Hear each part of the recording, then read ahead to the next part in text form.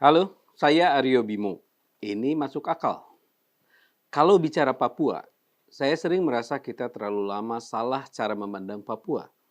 Papua terlalu sering dibicarakan sebagai masalah. Masalah keamanan, masalah separatisme, masalah kemiskinan, masalah keterbelakangan. Padahal Papua bukan sekadar masalah. Papua adalah bagian penting dari masa depan Indonesia. Dan menurut saya, salah satu perubahan besar di era Presiden Joko Widodo adalah Papua mulai diperlakukan sebagai rumah sendiri, bukan halaman belakang Republik. Menariknya, banyak kebijakan Jokowi di Papua pada awalnya justru dicemooh.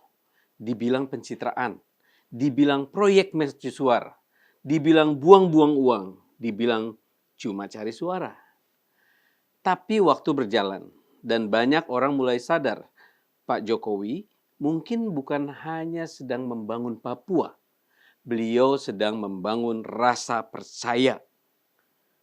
Karena selama bertahun-tahun, persoalan Papua bukan cuma soal anggaran. Ada jarak psikologis. Ada perasaan bahwa negara terlalu sering hadir dengan pendekatan keamanan, tetapi terlalu jarang hadir dengan pelayanan. Makanya ketika Jokowi berkali-kali datang langsung ke Papua, itu sebenarnya simbol penting. Beliau datang bukan hanya saat kampanye, bukan hanya saat ada konflik. Kadang hanya untuk melihat pembangunan, kadang meresmikan pasar, kadang bertemu masyarakat. Pesannya sederhana, Papua penting. Dan itu bukan sekadar omongan. Pada tahun 2016, Jokowi pernah menegaskan bahwa rakyat Papua harus menjadi subjek pembangunan, bukan penonton pembangunan. Kalimat ini penting, karena artinya pembangunan Papua tidak boleh hanya datang dari Jakarta. Orang Papua sendiri harus dilibatkan. Lalu muncullah pembangunan besar-besaran. Jalan Trans Papua, bandara, pelabuhan, jembatan, internet, layanan publik, fasilitas olahraga. Dulu semua ini cemooh. Ada yang bilang Papua tidak butuh jalan, Papua butuh HAM. Padahal kita harus jujur, hak asasi manusia juga bicara soal akses hidup layak, akses pendidikan, akses kesehatan, akses ekonomi, akses transportasi, akses harga barang yang masuk akal. Kalau seorang ibu di Papua harus membeli kebutuhan pokok jauh lebih mahal dibandingkan Jawa, itu juga persoalan keadilan. Kalau anak-anak harus berjalan sangat jauh untuk sekolah, itu juga persoalan hak dasar manusia. Jadi, ketika negara membangun konektivitas di Papua, yang dibangun bukan hanya jalan. Yang dibangun adalah akses terhadap kehidupan yang lebih manusiawi. Dan jangan lupa, membangun Papua tidak sama dengan membangun Jawa. Di Jawa, alat berat lewat jalan nasional. Di Papua, kadang alat berat harus diterbangkan. Di Jawa, distribusi logistik lebih mudah. Di Papua, harus melewati gunung, hutan, sungai, bahkan cuaca ekstrim. Jadi kalau biaya pembangunan Papua besar, kita harus memahami. Itu bukan sekadar biaya proyek, itu biaya geografis. Lalu muncul kebijakan yang lebih serius lagi.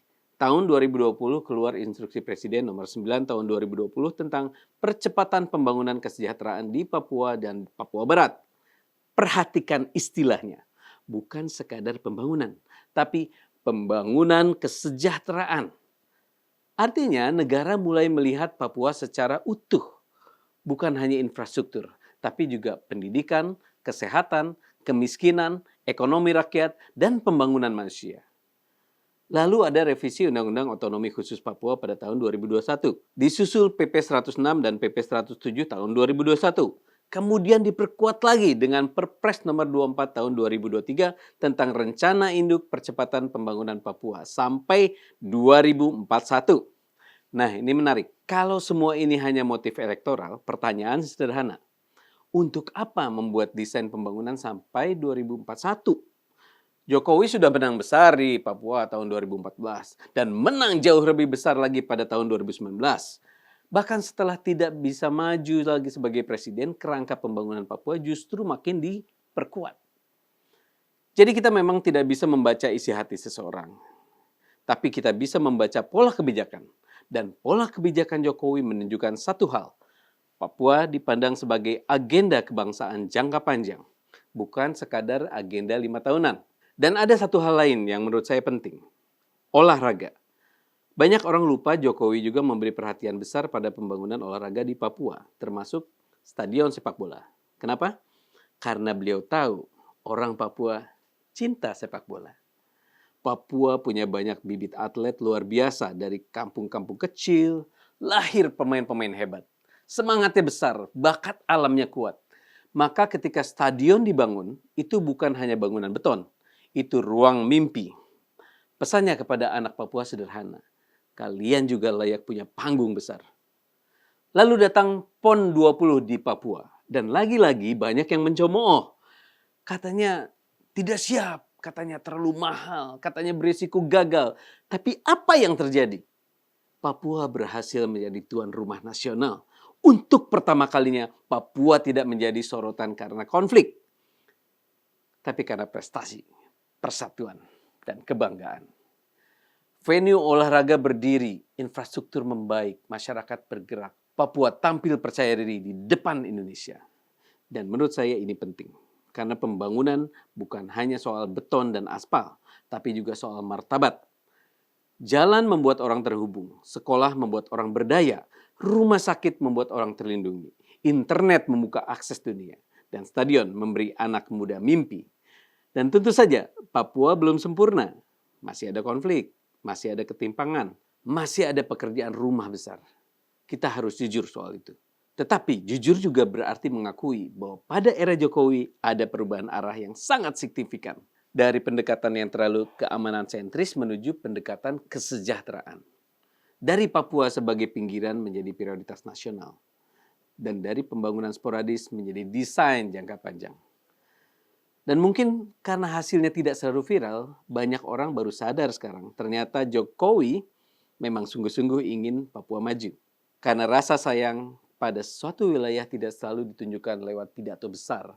Kadang ditunjukkan lewat jalan yang menembus gunung, lewat sekolah yang berdiri, lewat internet yang masuk, lewat stadion tempat anak-anak Papua mengejar mimpi, dan lewat seorang presiden yang terus datang kembali ke Papua.